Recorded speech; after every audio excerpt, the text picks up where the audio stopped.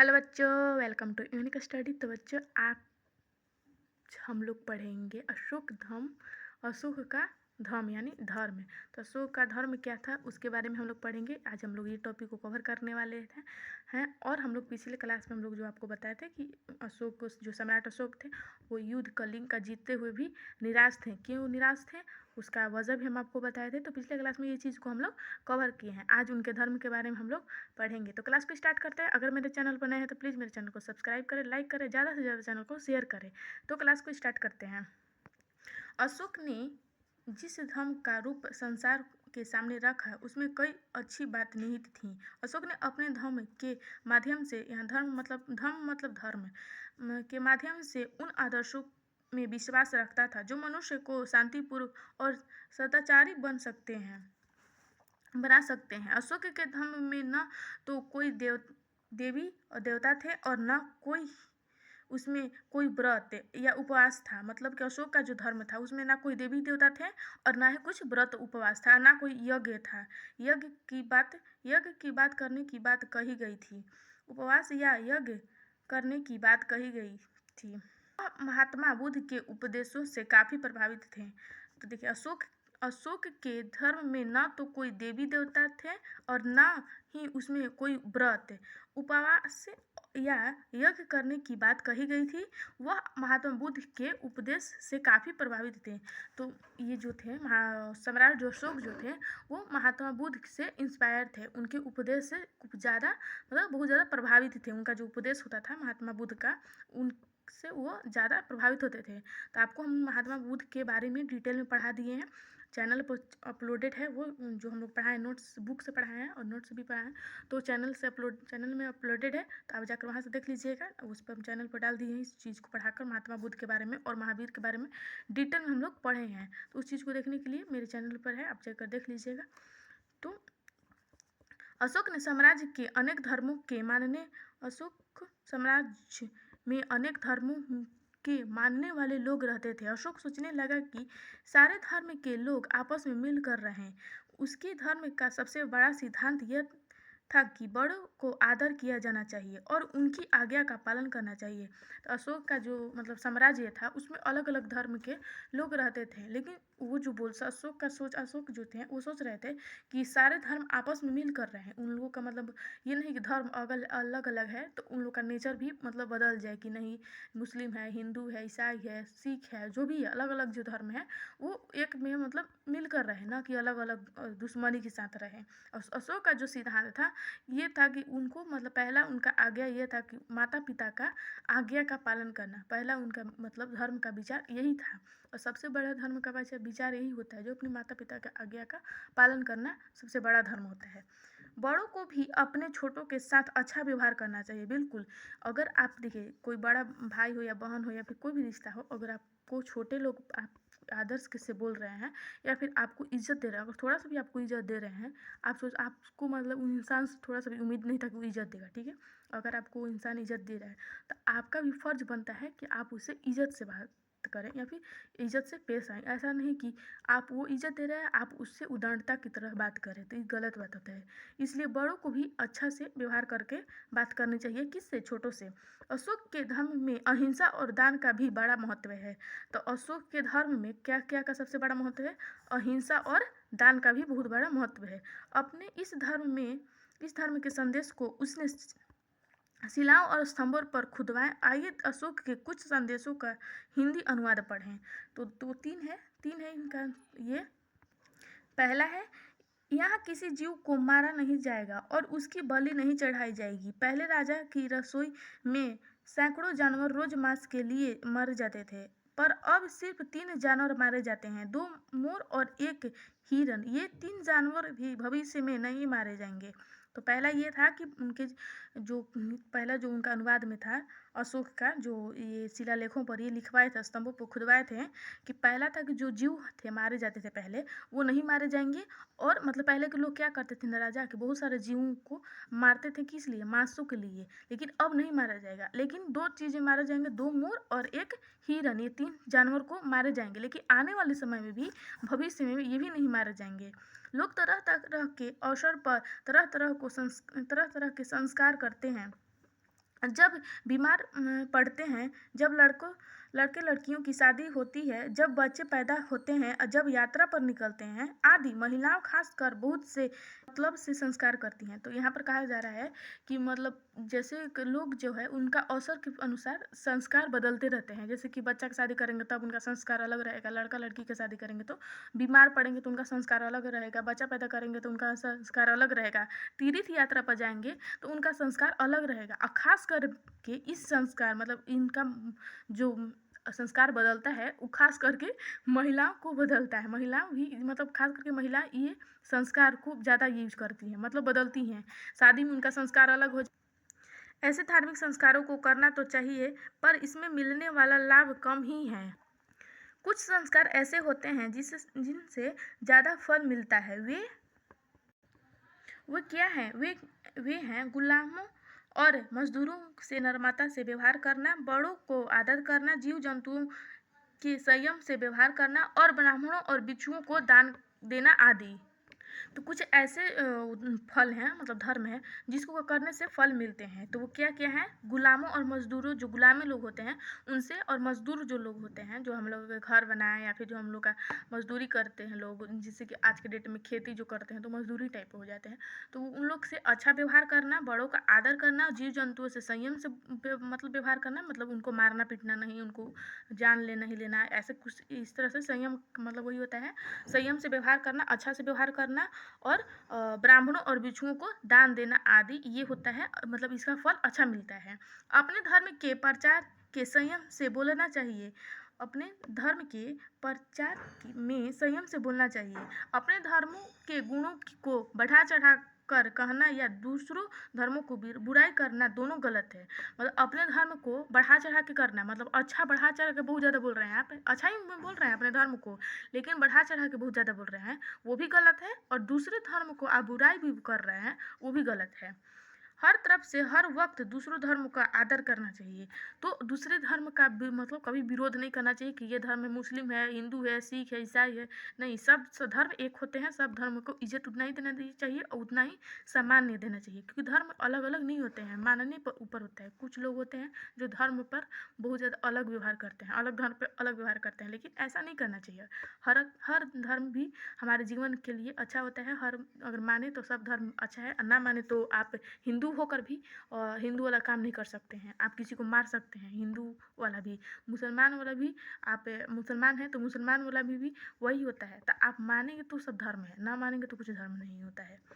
ठीक है। अगर कोई अपने धर्म की बड़ाई करता है और दूसरे धर्मों की बुराई करता है तो असल में वह अपने धर्म को ही नुकसान पहुंचाता है। इसलिए एक दूसरे के धर्म की मुख्य बातों को समझना और उनका सम्मान करना चाहिए। बिल्कुल, आप दूसरे का धर्म का छोड़िए ना, आप दूसरे का बुराई कर रहे हैं, दूसरे के बारे में गलत सोचेंगे या फिर दूसरे के बारे में कुछ गलत ये करेंगे, तो आपका ही वो होगा, आपका खुद वो नुकसान होने वाला है, दूसरों को कुछ नहीं होगा।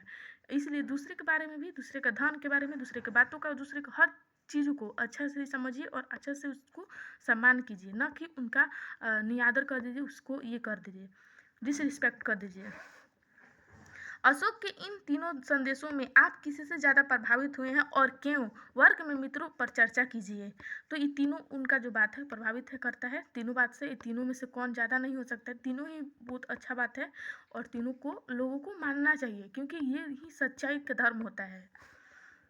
अशोक ने अपने अधिकारियों को यह निर्देश दिया कि वे इन संदेशों को उन लोगों को भी पढ़ कर सुनाएं जो मतलब खुद पढ़ नहीं सकते हैं। तो जो अशोक थे वो अपने निर्देशों को, ये जो अपने लोग हैं, उनके जो सैनिक लोग हैं, उसको, उन लोगों को ये अधिकार दिए कि आप मतलब खुद ये संदेश पढ़ कर सुनाएं उन लोगों को जो ये चीज़ें पढ़ नहीं सकते हैं। वर्तमान में जहानाबाद जिले के बराबर पहाड़ी की 3 गुफाओं की दीवार पर अशोक के लेख उत्कीर्ण मिले हैं। इसमें अशोक द्वारा आजीविक संप्रदाय के साधुओं के आवास के लिए गुफा दान में दिए जाने का वितरण सुरक्षित है।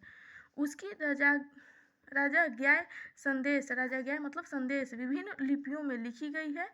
अधिकांश राजाज्ञाएं ब्राह्मी लिपि में है। तो कुछ जो उसका संदेश है वो लिपियों में लिखी गई है, और जो अधिकांश जो है वो ब्राह्मी लिपि में लिखा है। लिपियों में भी बहुत सारे लिपि होते हैं, तो अधिकांश जो उनका राजज्ञाय है, मतलब संदेश जो है वो ब्राह्मी लिपि में लिखा गया है। इसी लिपि का प्रचलन था। 1837 ईस्वी में जेम्स, यहाँ पर देखिए, यहाँ से एक क्वेश्चन बनता है, इम्पोर्टेंट है।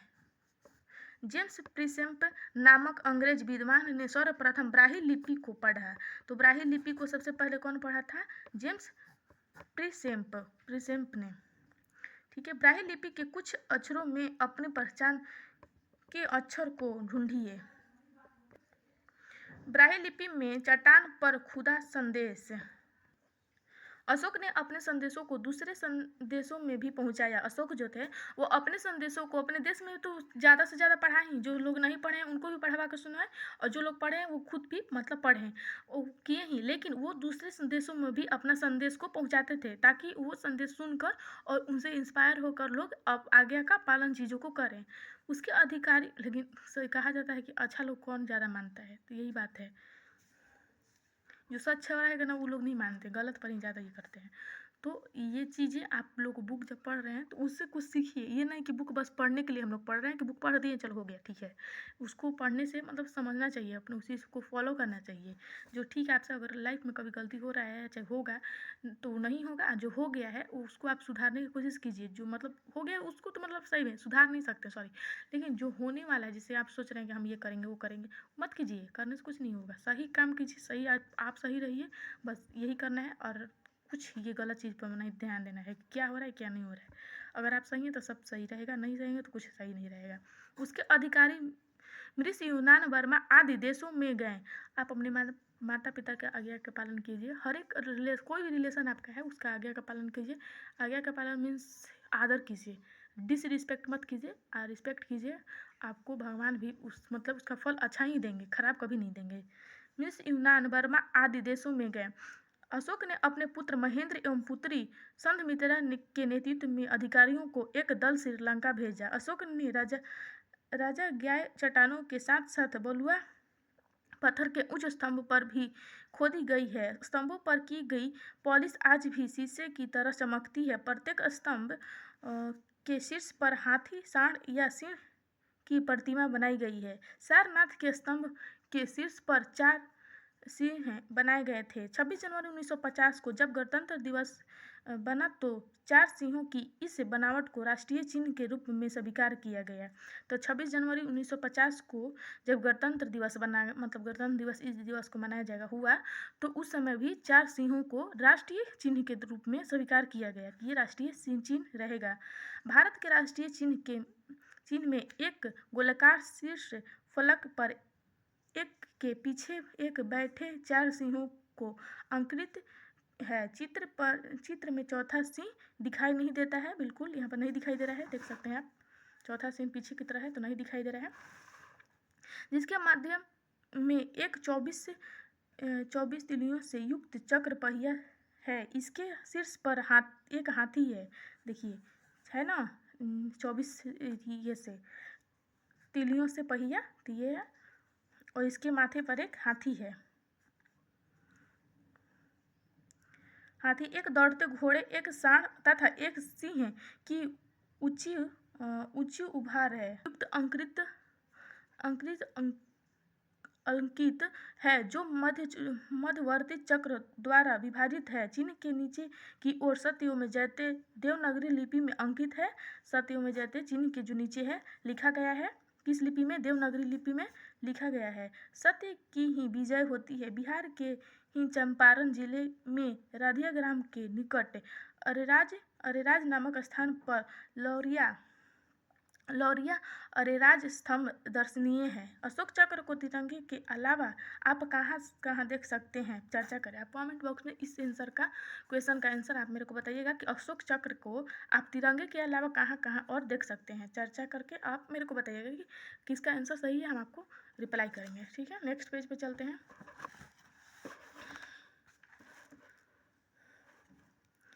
अशोक के शासनकाल की कुछ अन्य कलाकृति, ये देखिए कुछ अन्य कलाकृतियाँ हैं, अशोक सम्राट के समय का है। बिहार के राजपुरवा में मिले अशोक स्तंभ का हिस्सा अभी इसे राष्ट्रीय भवन में रखा गया है। तो अशोक के रामपुरवा में अशोक के स्तंभ मिले हैं, उसका एक हिस्सा मिला है और अभी उसको कहाँ रखा गया है? राष्ट्रपति भवन में। इस प्रकार आप लोगों ने सम्राट अशोक के साम्राज्य विस्तार, शासन व्यवस्था और न्याय प्रणालियों एवं उसके धर्म में निहित तत्वों को जाना है और समझा है। आपने कई राजाओं के बारे में पढ़ा होगा। क्या अशोक आपको इन सबसे अलग दिखता है? चर्चा करें।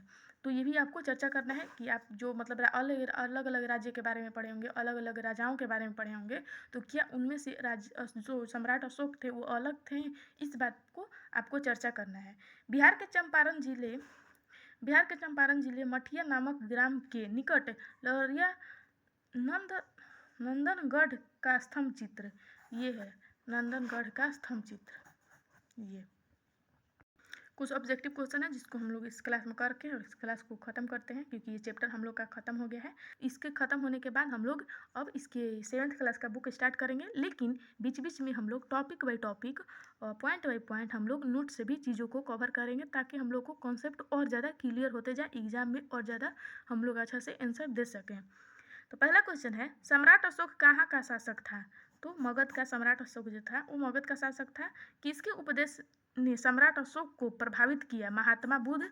तो महात्मा बुद्ध से वो मतलब महात्मा बुद्ध के उपदेशों से इंस्पायर थे, उनके उपदेशों को मानते थे। कौन? सम्राट अशोक। अशोक ने साम्राज्य में प्रशासन का उच्च पदाधिकारी होता था। अमात्य। किस युद्ध को जीतने के बाद अशोक का मन दुख से भर गया? कलिंग। तो कलिंग युद्ध को जीतने के बाद अशोक का मन दुख से भर गया। क्यों भर गया? क्योंकि वहाँ पे निर्दोष लोग भी मारे जाते थे। किसी का मतलब उनके जैसे कि आप किसी फैमिली का मेंबर है, ठीक है, उसका मुखिया जो है, उसके किसी के पापा होते हैं, किसी के बाबा होते हैं, तो उसके जो मुखिया ही मर जाएंगे तो उसके जो घर के पत्नियाँ हैं, उसके बच्चे हैं, वो मतलब बिना घर जीवन के हो जाएंगे। तो उन लोग का जो दुख है उन लोग के बारे में सोचकर ये सोचा है कि अब मतलब इनका जो नेचर था, जैसे नेचर कर रहे हैं सॉरी, ये इनका मन बदल गया कि हम अब ये नहीं करेंगे, क्योंकि इससे बहुत ज़्यादा क्षति हो रही है, किसी को फ़ायदा नहीं हो रहा है, घाटा ही हो रहा है। सर्वप्रथम ब्राह्मी लिपि को किसने पढ़ा? जेम्स प्रिसेप ने। तो सर्वप्रथम पहला बार ब्राह्मी लिपि को किसने पढ़ा था? जेम्स प्रिसेप ने।